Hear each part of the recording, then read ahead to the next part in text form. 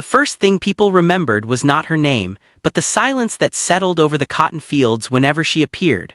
Overseers who had spent years forcing grown men into submission suddenly found their own authority wavering. Workers would glance toward a single enslaved woman before deciding whether to raise a tool, obey an order, or remain still. Plantation records from southern Louisiana rarely preserved the voices of the enslaved, yet they unintentionally preserved something just as revealing: the fear of those who claimed to control them. The woman at the center of those records survived only in scattered fragments. In one document she was listed as valuable property, in another as damaged property, and in still another as the mysterious cause of costly delays that plantation owners struggled to explain. No single record told her complete story. Instead, historians have had to reconstruct her life from court files, estate inventories, parish records, newspaper notices, and the quiet remarks buried inside official documents that were never intended to remember her at all. As her reputation spread from one plantation to another, stories about her grew even more unsettling.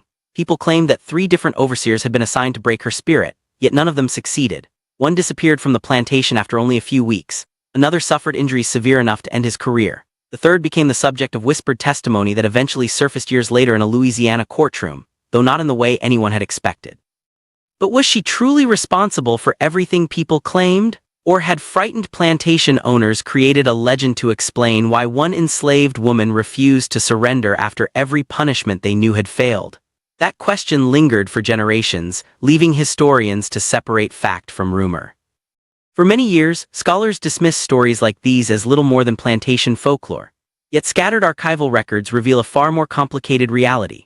Across antebellum Louisiana, documented cases show enslaved women resisting through sabotage, intelligence networks, legal petitions, organized slowdowns, and acts of open defiance that forced even powerful slaveholders to reconsider their decisions. Their names rarely appeared in history books, but traces of their courage remained hidden within the records of the very system that sought to erase them. Among those forgotten stories, one case stands apart, not because it describes a woman with extraordinary or supernatural strength, but because it demonstrates how patience, intelligence, and unwavering resistance could become more terrifying to slaveholders than violence itself. As researchers dug deeper into the history of one Louisiana plantation, they uncovered a startling realization. The overseers were never the only people watching her. Someone else had been quietly recording everything, leaving behind clues that would survive long after the plantation itself had faded into history. The plantation journal did not describe the problem with emotion. It described it with numbers. 3 missed harvest days. 2 broken cotton gins. 1 overseer requesting immediate reassignment. The entry was signed in late autumn, somewhere along the rich river plantations of southern Louisiana, where sugar and cotton fortunes rose on the labor of hundreds of enslaved people. The owner complained about declining production, not violence. In his mind, falling profits were always the first sign that discipline had weakened. That was what made the next notation so unusual. Instead of blaming weather or disease, the owner blamed an influence among the hands. He never explained exactly what he meant. Historians have seen similar phrases scattered across surviving plantation records. Slaveholders often avoided naming enslaved people directly when they believed recognition might increase that person's reputation. Sometimes a name vanished completely while references to a dangerous fellow, a troublesome hand, or the leader appeared again and again. It was an odd habit, one that revealed almost as much through omission as through detail. The plantation itself stood along one of Louisiana's busiest waterways. Steamboats carried sugar to New Orleans almost every week. Buyers, merchants, priests, lawyers, and inspectors passed through the parish regularly. Wealth surrounded the estate. So did fear. Several neighboring planters began mentioning unusual labor troubles during private correspondence. Workers who had once obeyed immediately now delayed assignments by minutes instead of hours. Tools disappeared. Mules wandered from fenced fields. Equipment failed at the worst possible moment. Each incident looked accidental. Together they became expensive. The overseer insisted someone was coordinating the disruptions. He demanded harsher punishment. The plantation owner agreed at first. Records from the period show that owners frequently responded to declining productivity with increased surveillance, stricter schedules, and brutal discipline. They believed resistance could be crushed before it spread. But this time something unexpected happened. The punishments produced almost no change. Harvest totals remained below expectations. The overseer grew increasingly frustrated. His reports became shorter. His handwriting became less steady. One surviving account book included an unusual expense. Replacement wagon wheels. No explanation. Only the cost. Weeks later another expense appeared. Blacksmith repairs. Again without explanation. The plantation owner was beginning to lose patience. Letters sent to a business associate complained that the overseer was unable to maintain proper order. Those words carried enormous weight in plantation society. An overseer who could not control a workforce quickly found himself unemployable. The overseer knew it. Witnesses later remembered him becoming harsher. More suspicious. Less predictable. He searched cabins without warning. He questioned enslaved craftsmen separately. He watched field crews from horseback for entire afternoons. Still nothing changed. If anything, the quiet resistance became more organized. The owner refused to believe coincidence could explain it. Neither did neighboring planters. Private conversations began after church services. At trading houses. On courthouse steps. Men who rarely admitted weakness suddenly exchanged stories that sounded strangely familiar. Delayed harvests. Broken machinery. Conflicting witness statements. Workers refusing to identify whoever stood behind it. No single event justified alarm. The pattern did. Years later, one local historian studying parish correspondence noticed that several plantation journals from the same season contained nearly identical language. Not rebellion. Not revolt. Influence. The word appeared too often to ignore. Why? Because influence could not be chained as easily as a person. County officials paid little attention. From their perspective, no laws had obviously been broken. Plantation owners exaggerated problems all the time. Poor harvests happened. Equipment failed. Overseers resigned. Nothing seemed extraordinary. Until one afternoon changed everything. The overseer rode into the lower fields expecting another routine inspection. Instead he found dozens of workers standing silently beside unfinished rows. Nobody had fled. Nobody argued. Nobody moved. The silence unsettled him more than open resistance ever could. According to later testimony preserved in parish legal records, he demanded an explanation. None came. The workers lowered their eyes. The fields remained still. It lasted only moments. But afterward, several witnesses recalled that the overseer never appeared entirely confident again. He began carrying weapons more openly. He requested additional patrols at night. He insisted someone was watching him. Most dismissed the claim. Stress, they said. Exhaustion. Too much pressure from the owner. Yet the owner's correspondence took a different tone. Instead of criticizing the overseer, he started asking neighboring estates whether experienced replacements were available. That was unusual. Replacing an overseer in the middle of harvest season was costly. It admitted failure. No planter welcomed such embarrassment. Then another curious document surfaced decades later inside a probate archive. An inventory prepared after the plantation owner's death listed damaged buildings requiring repair. Storage shed. Mill equipment. Stable fencing. No storms had struck that month. No fire had been reported. Nothing explained why repairs had become necessary. Modern researchers compared the dates. The damage appeared shortly after the overseer's final report. The timing raised difficult questions. What happened during those missing days? Why did business records mention repairs while personal letters remained silent? And why did the overseer's name disappear entirely after that season? No resignation letter has ever been found. No obituary. No employment record on another plantation. Simply absence. That absence fueled rumors almost immediately. Travelers passing through nearby parishes repeated conflicting stories. Some claimed illness. Others mentioned injury. A few insisted the owner had dismissed him without wages. None produced evidence. Still the rumors spread. The plantation owner hired another man before the next planting season. His contract survives only in fragments, but one clause stands out. He requested higher wages because conditions upon the estate are not ordinary. Those words remain among the most intriguing pieces of the puzzle. Conditions. Not ordinary. What conditions? The contract never says. Neither do tax records. Nor shipping manifests. Yet something had clearly convinced an experienced overseer to demand extra compensation before accepting the position. Historians remain divided. Some argue the estate had developed a reputation for organized resistance. Others believe local gossip exaggerated isolated incidents into legend. The surviving evidence refuses to settle the debate. But one detail continues to trouble researchers. The second overseer lasted even less time than the first. Unlike his predecessor, however, he left behind medical expenses. The plantation ledger recorded payments to a physician from a nearby town.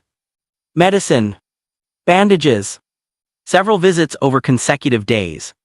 Again, there was no explanation. Owners rarely documented embarrassing events in financial books unless payment became unavoidable. So what injury required repeated treatment? The physician's notes have never been found. The overseer's own account has never surfaced. Only the bills remain. They are frustratingly ordinary. Yet historians often say ordinary records conceal extraordinary moments. Especially when someone worked very hard to avoid writing the truth. The owner now faced a crisis. 2 overseers. Mounting losses. Growing whispers across neighboring plantations. Merchants began asking cautious questions. Credit depended upon stability. Investors disliked uncertainty. Even a rumor could damage a planter's reputation. The owner responded the only way he believed possible. He contacted parish authorities. Not to report violence. Not to request arrests. He wanted advice. How could discipline be restored without provoking wider unrest? The reply has survived only as a brief summary copied into another document. It recommended increased vigilance. Trusted patrols. Closer observation of certain laborers. Nothing more. No names. No accusations. Just caution. That recommendation marked an important turning point. For the first time, local authorities quietly acknowledged that something unusual might indeed be happening on the estate. But they still lacked proof. Then a discovery in the parish courthouse changed the direction of the entire investigation. Hidden inside a stack of routine property filings was an unsigned memorandum.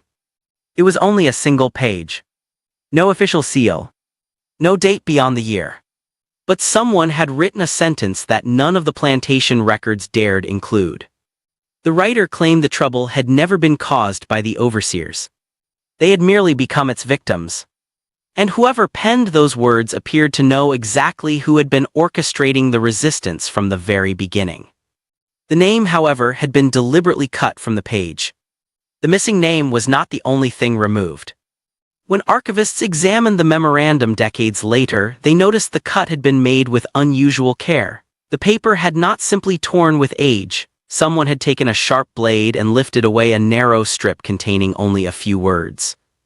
Everything else remained. That detail changed the way historians looked at the document.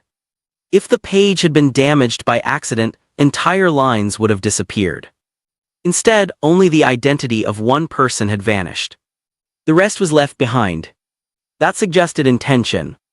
It also suggested fear. The anonymous writer described an estate where discipline appeared firm during the day but quietly weakened after sunset. Orders were carried out, yet always more slowly than expected. Repairs took longer, deliveries arrived late, livestock wandered through broken fences with surprising frequency. None of those incidents alone justified an investigation. Together, they painted a different picture. The plantation owner sensed it before anyone else admitted it. His correspondence grew increasingly defensive. Letters that once discussed crop prices and river transport now lingered on the subject of loyalty. He assured business partners that the situation remained under control even as new expenses continued filling the account books. The numbers told a harsher story. Extra patrols, replacement tools, unexpected hearing costs, payments for damaged equipment. Every entry chipped away at profits. One neighboring planter finally broke the silence. In a surviving letter preserved among family papers, he warned that excessive punishment often created exactly the resistance owners hoped to prevent. He advised patience instead of force. The recommendation was ignored. The owner believed hesitation looked like weakness. The second overseer received broader authority. He reorganized work crews. He separated craftsmen from field hands. He altered meal schedules. He limited movement between work sites. Nothing worked. Within weeks, another strange pattern emerged. Witnesses later recalled that information reached the laborers long before official orders did. Changes announced at sunrise were already expected. Unexpected inspections were anticipated. Searches produced almost nothing. Someone always seemed to know. The overseer became convinced messages were moving across the plantation faster than he could. He searched for written notes.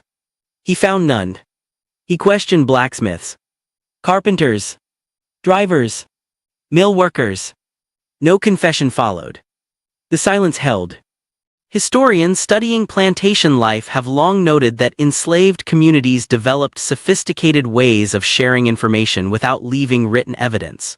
Songs, routine tasks, travel between work sites, and ordinary conversation could carry warnings far more effectively than paper ever could. That possibility lingered over the estate. But no record proved it. Then came another unsettling entry. A parish constable recorded a visit to the plantation after receiving an unspecified complaint. The report was remarkably brief. He observed the property, spoke with the owner, and departed without making an arrest. Yet one sentence stood apart. He described the atmosphere as uncommonly restrained. Not violent. Restrained. The wording puzzled later researchers. It suggested tension held tightly beneath the surface. Even the constable seemed unable to explain it. Several weeks later, river traffic brought more than merchants. Traveling labor brokers carried gossip from plantation to plantation. They repeated stories about an estate where overseers never stayed long.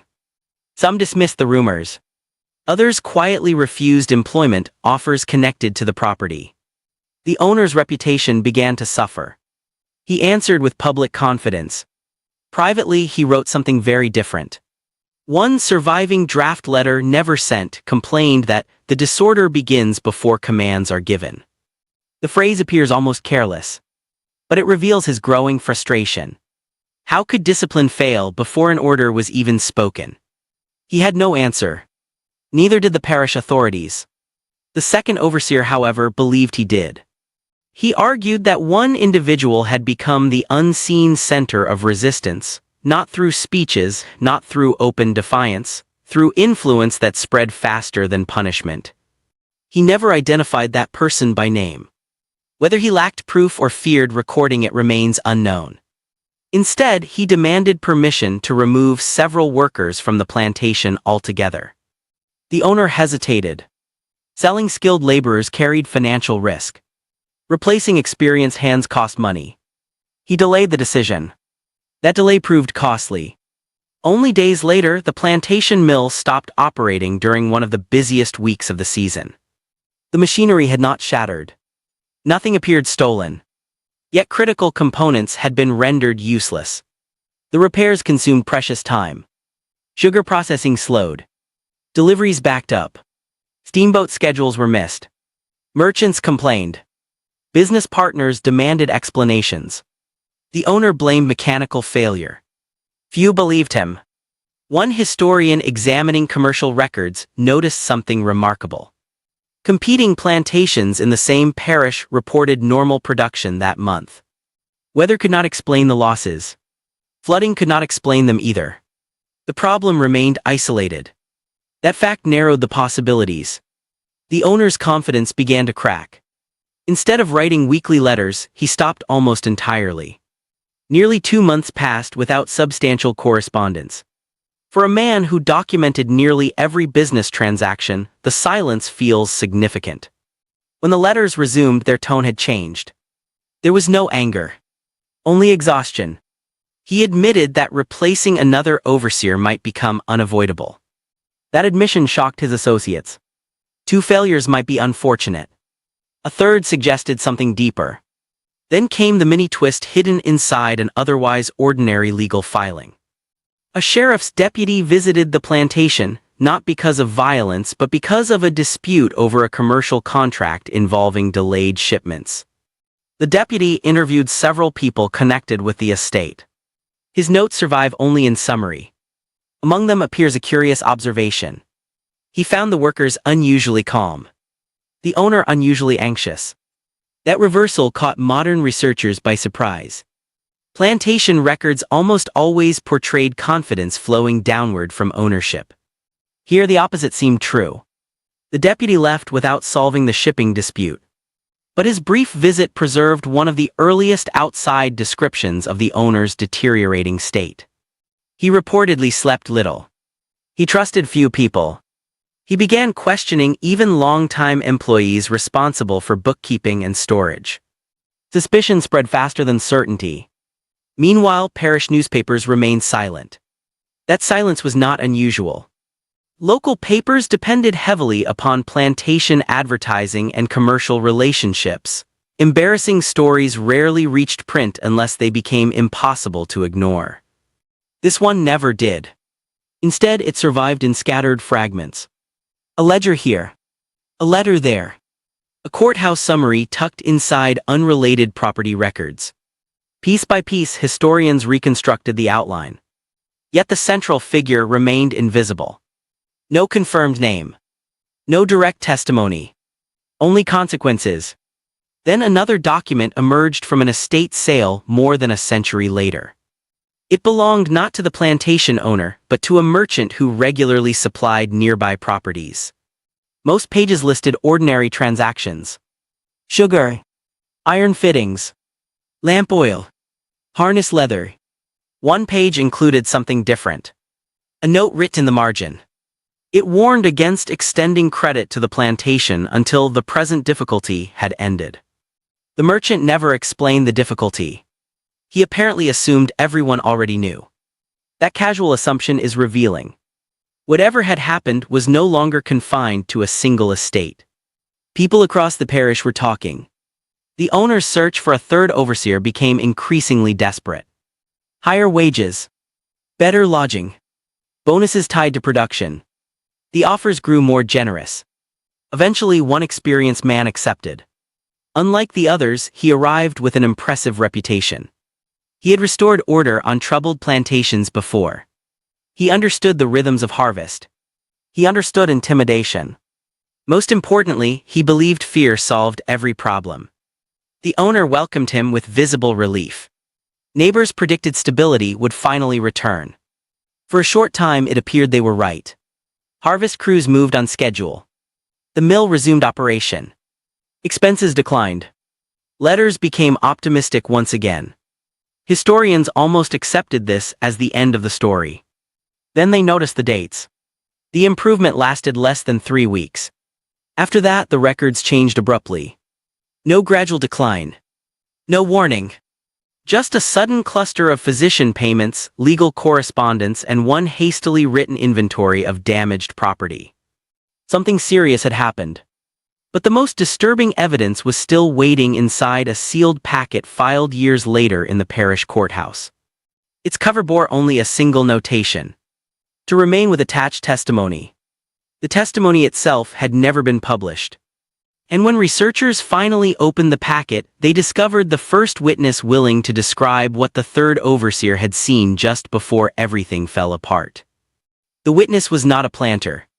He was not an overseer. And he was not a lawman. According to the surviving courthouse packet, he worked as a carpenter hired from a neighboring estate to inspect damage after an unexplained accident near one of the plantation's storage buildings. His testimony was brief, practical, and almost entirely free of opinion. That is precisely why historians found it so compelling. He described broken timbers, a collapsed section of fencing, fresh wagon tracks leading away from the scene. Nothing in his statement suggested a fight. Nothing suggested an organized revolt. Yet one sentence stood apart from everything else. He noted that the men upon the place appeared neither surprised nor alarmed. That was unusual. Major property damage normally brought confusion. Instead, the workforce continued almost as if the incident had been expected. The carpenter noticed something else. The third overseer walked the property alone. He carried a riding crop in one hand and a pistol in the other. Several times he stopped, turned suddenly, and looked behind him. The carpenter never claimed anyone was following him. Only that the overseer clearly believed someone was. The plantation owner dismissed those fears. At least in public. Privately, his business ledger revealed another round of purchases. Lanterns. Extra locks. New chains for storage buildings. Heavy iron hardware. These were not the purchases of a man who believed everything was under control. They were the purchases of someone preparing for another setback. The overseer responded in the only way he understood.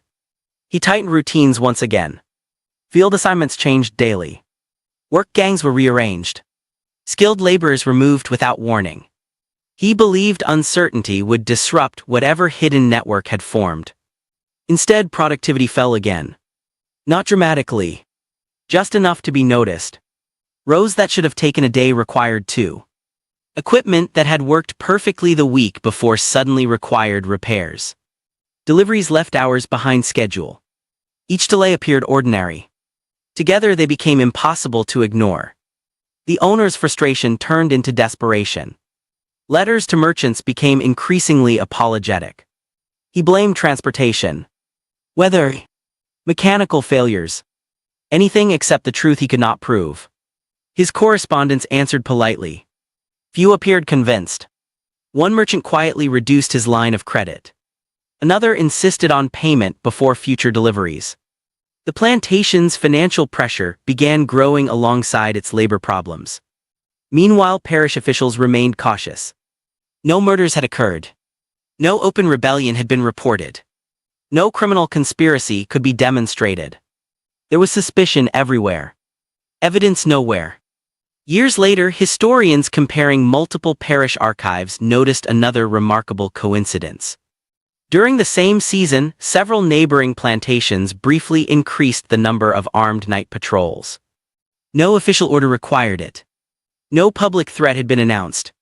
Yet the pattern appeared across property records almost simultaneously. Something had unsettled the region. Whatever it was, owners discussed it quietly rather than publicly. Then came another unexpected development. The third overseer requested permission to interview workers individually over several evenings. The owner agreed. The surviving notes from those interviews no longer exist. But references to them appear in later correspondence. One letter mentions that nothing useful was obtained. Another complains that every account agrees too perfectly. That phrase has fascinated researchers. Too perfectly. It suggested consistency. Perhaps even preparation. The overseer expected contradictions. Instead, every explanation fit neatly with the next. He left those meetings more frustrated than before. The owner began searching beyond his own plantation for answers. He visited neighboring estates. He spoke with experienced overseers. He consulted a parish magistrate. Every conversation returned to the same conclusion. Restore discipline quickly. But no one could explain how. Then came the mini twist hidden inside a shipping receipt. A routine delivery of iron tools arrived nearly 2 weeks late. The merchant attached a handwritten apology. It mentioned hearing unsettling reports concerning the plantation and wanting assurance that his wagon drivers would be safe. Safe from what? The receipt never says. Neither does the merchant's ledger. Yet fear had clearly spread beyond the plantation itself. People who had never worked the fields were beginning to hesitate. That worried the owner more than damaged equipment ever could. Reputation meant everything. A plantation believed to be unstable attracted fewer buyers, fewer investors, and less favorable credit. The consequences reached far beyond one harvest. The third overseer sensed the pressure. Unlike the first two men, he became quieter rather than harsher. His surviving reports contain fewer accusations. More observations. He noted unusual cooperation among workers. He complained that discipline seemed to disappear whenever he focused attention elsewhere. He repeatedly used one particular phrase. They anticipate every measure. It appears 3 separate times. Modern historians have debated its meaning. Some believe he suspected someone was secretly informing the workforce. Others argue he simply underestimated how closely enslaved communities observed daily routines. Either explanation reflects the same uncomfortable reality. His authority was slipping. Then, without warning, the physician returned. This time, the account books recorded multiple visits within a single week. Medicines, splints, bandages. The expenses exceeded anything previously listed. No explanation accompanied the payments. The silence became more revealing than any description. One later family memoir written by a relative of the plantation owner briefly referred to an unfortunate accident involving the manager. No details followed. The sentence ended there. For decades, historians assumed that was all the evidence that survived. They were mistaken. Inside another courthouse bundle filed under an unrelated property dispute, researchers discovered a folded affidavit from a deputy who had visited the plantation shortly afterward.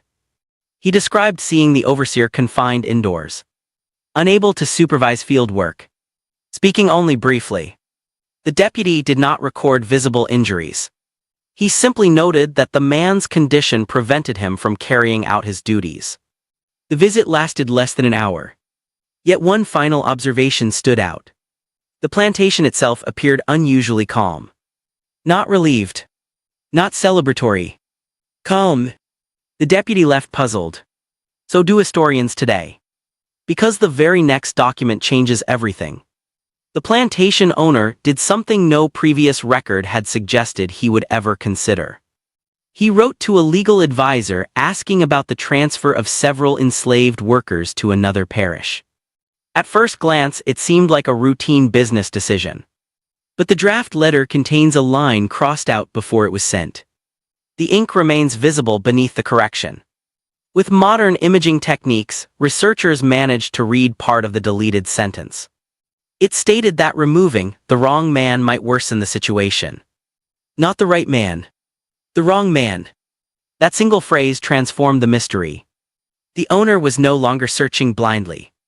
He believed he had narrowed his suspicion to a specific individual. Yet he also feared making a mistake. That hesitation proved decisive. Before any transfers took place, a sealed parish report arrived bearing testimony from someone who claimed to have witnessed the incident that ended the third overseer's career. And unlike every document before it, this witness finally recorded the name that someone had tried so carefully to erase. The name was there. Clear enough to read. Clear enough to unsettle every historian who later examined the file. And yet it was not the name everyone expected. It was not the name of the person blamed for the plantation's troubles. It was the name of the witness. The statement had been given under oath by an enslaved carpenter whose work regularly took him between the mill, the storage buildings, and the owner's house. Because of those duties, he moved through parts of the plantation that few others could enter without permission. His account carried unusual weight. Not because officials trusted him, but because portions of his testimony could be verified against the plantation's own records. He described the morning the third overseer left his horse near the sugar mill and walked alone toward a line of equipment awaiting repair. The overseer appeared calm, confident, certain that weeks of tighter discipline had finally broken the pattern of resistance. According to the witness, that confidence lasted only minutes. A loud crack echoed across the yard. Not a gunshot. The collapse of a heavy timber support that had already been weakened. The overseer was struck as he tried to move clear. He survived. But he was badly injured. The carpenter insisted something else immediately caught his attention. No one ran. No one celebrated. The workers reacted exactly as they would during any dangerous workplace accident. Several hurried forward to lift the timber. Others fetched tools. One called for the physician. The witness remembered that the owner himself seemed almost disappointed. Not because the overseer had been hurt. Because there was no obvious culprit. Nothing pointed to sabotage. Nothing could be proven. Plantation accidents were tragically common. Heavy machinery failed. Wood rotted in Louisiana's humid climate. Buildings settled. Without direct evidence, no criminal charge could stand. The parish authorities reached the same conclusion. The file remained open only briefly before being marked as unresolved. Yet the overseer refused to accept the explanation. While recovering from his injuries, he reportedly insisted that someone had known the support would fail. Someone had planned it. He offered no proof. Only certainty. The owner wanted evidence. Evidence never appeared. That should have ended the matter. Instead, it opened another mystery. Historians comparing maintenance records noticed that inspections of plantation buildings had become strangely irregular during the months leading up to the collapse. Repairs had been postponed. Replacement lumber had been ordered late. Routine expenses had quietly disappeared from the ledger. The owner had been saving money. At exactly the wrong time. The discovery complicated everything. If neglected maintenance caused the accident, then the overseer's suspicions rested on nothing more than fear. But another document refused to fit that explanation. It was a letter from the plantation's insurance agent.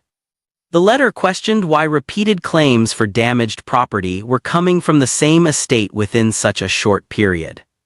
The tone was cautious. Professional. Still, one sentence stood out. The agent warned that continued unexplained losses invite unnecessary inquiry. That warning struck the owner hard. Outside scrutiny was dangerous. Not only financially. Government inspectors, creditors, and business rivals all watched successful plantations closely. Any suggestion of disorder threatened future loans and commercial partnerships. The owner's correspondence became noticeably restrained. Long letters disappeared. Brief notes replaced them. Even trusted associates received fewer details. The silence spread. Meanwhile, another witness emerged. A riverboat captain who delivered supplies to plantations along the parish later recorded in his business diary that one estate had become the subject of constant discussion. He offered no dramatic stories. Only an observation. Drivers preferred other routes. Tradesmen finished their work quickly and left. No one lingered. Rumor alone had changed behavior. That realization disturbed modern researchers.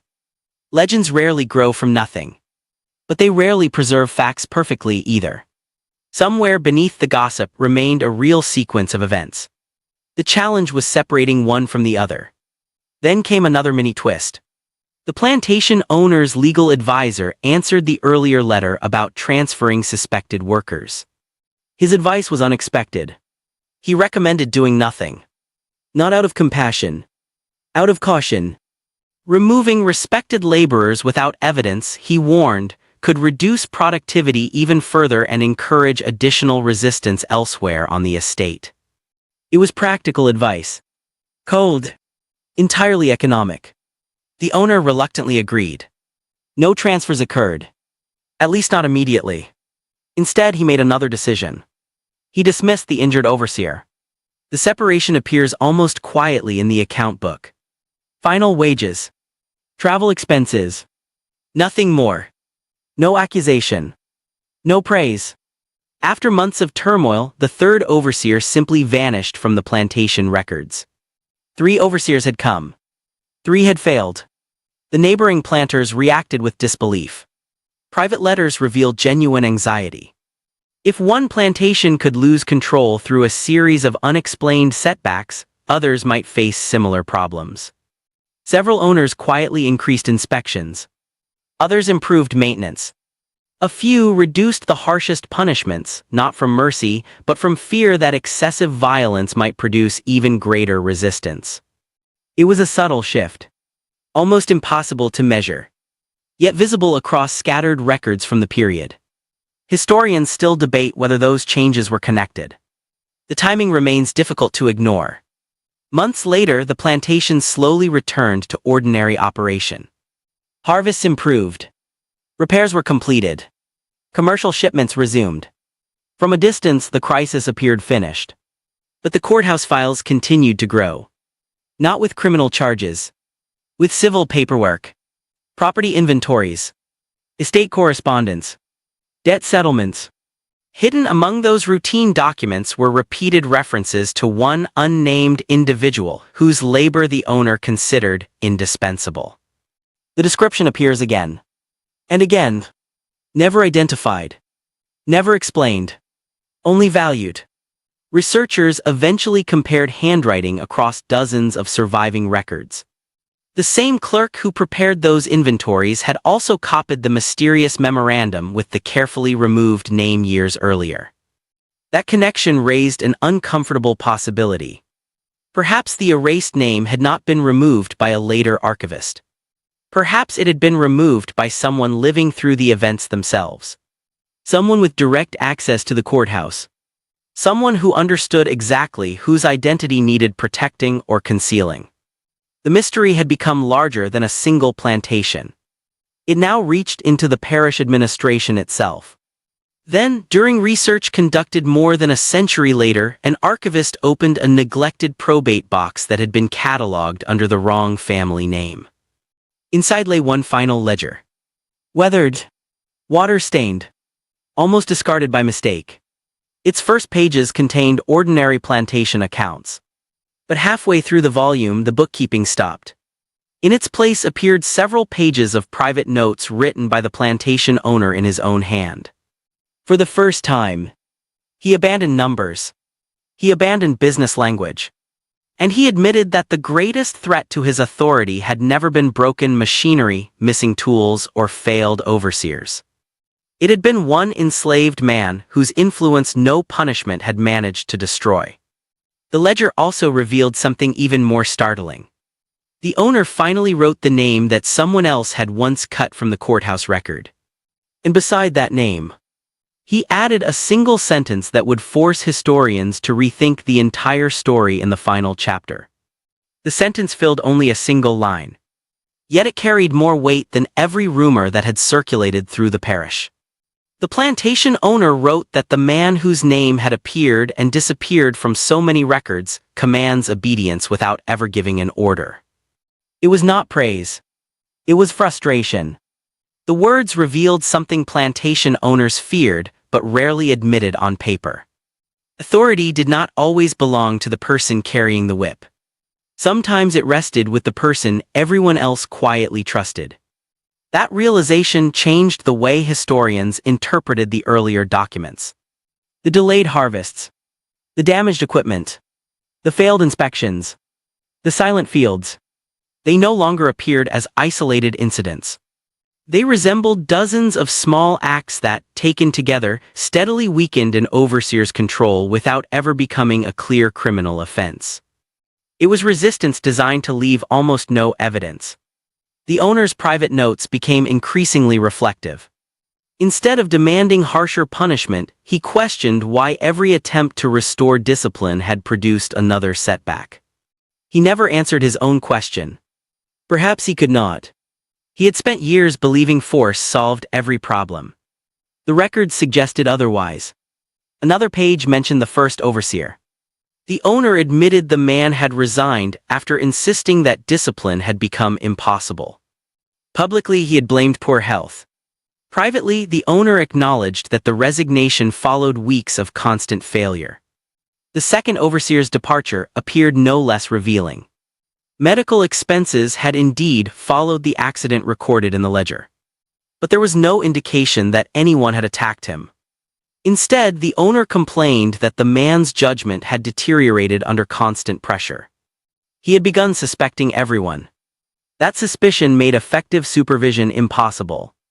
The third overseer received the longest entry. Not because his injury had been the worst. Because it forced the owner to confront an uncomfortable truth. The collapse of the timber could never be conclusively explained. Maintenance had clearly been neglected. Yet several workers later insisted they had warned supervisors that repairs were needed. Those warnings had apparently gone unanswered. The owner never admitted responsibility. He merely recorded that the matter cannot be settled with certainty. For historians, that sentence remains crucial. It separates documented fact from later legend. The records do not prove deliberate sabotage. Neither do they completely eliminate it. They leave the same uncertainty that confronted investigators at the time. That uncertainty became part of the plantation's history. Years passed. The plantation changed hands through inheritance. New account books replaced old ones. Many of the men whose names filled the earlier records disappeared into probate files and cemetery registers. But one pattern remained. The unnamed labor leader continued appearing in inventories as highly skilled. Reliable. Indispensable. Never once described as violent. Never formally charged with any crime. Yet repeatedly associated with periods of unusual tension. Then came another unexpected discovery. A federal census taken after emancipation listed a man whose age, occupation, and parish closely matched the individual described throughout the plantation records. Historians cannot state with certainty that he was the same person. The surviving evidence is incomplete.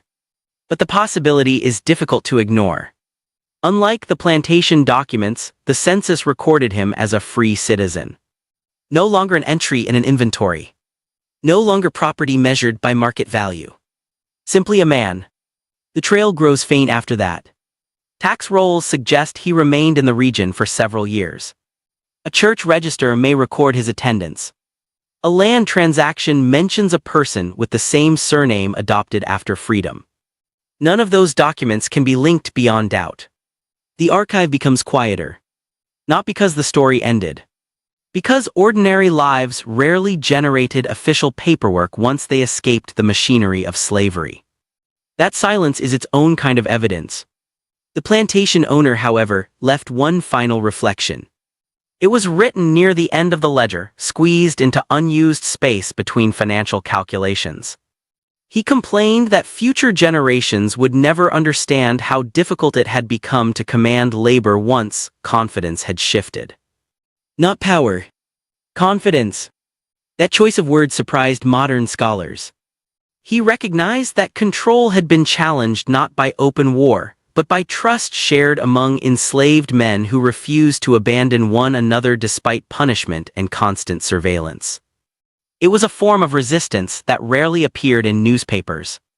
It left few court cases. It produced almost no public speeches. Yet plantation records inadvertently preserved its outline. The mini twist came more than a century later. When archivists compared ink samples and handwriting, they concluded that the page with the carefully removed name had likely been altered before it ever entered permanent courthouse storage. Not by a modern collector. Not by accident. But by someone handling the file during the 19th century. Whether that person sought to protect a witness, shield a plantation owner from embarrassment, or erase the identity of an influential enslaved man can no longer be proven. The motive disappeared with them. The cut in the paper remained. Today, historians approach stories like this with caution. Legends often grow larger than the evidence. Memories become embellished. Local folklore fills gaps that documents cannot. But careful research also reminds us that the archive itself is incomplete. Plantation ledgers favored profits over people. Court records reflected legal priorities, not human experience. The absence of a complete story does not mean nothing happened. It means historians must assemble the past from fragments left behind by those who controlled the records. In those fragments, one theme appears again and again. The overseers were remembered because they held authority. The unnamed labor leader was remembered because he quietly undermined it. That difference mattered. It still does. Every faded ledger. Every damaged inventory. Every unsigned memorandum. Every erased name. Together they reveal something larger than a single plantation. They reveal that resistance in the antebellum South was often patient rather than dramatic, collective rather than individual, and hidden inside ordinary records that seemed unimportant until someone looked at them side by side. Sometimes history survives not in famous speeches or celebrated monuments.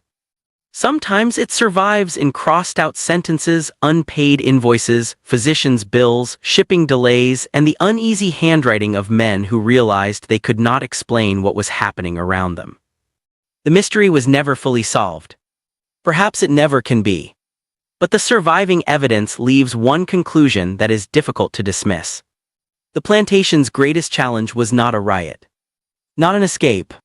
Not a courtroom defeat. It was the steady collapse of unquestioned authority, documented one ordinary record at a time. And those forgotten records continue to remind us that the most revealing stories of history are often the ones hidden in plain sight.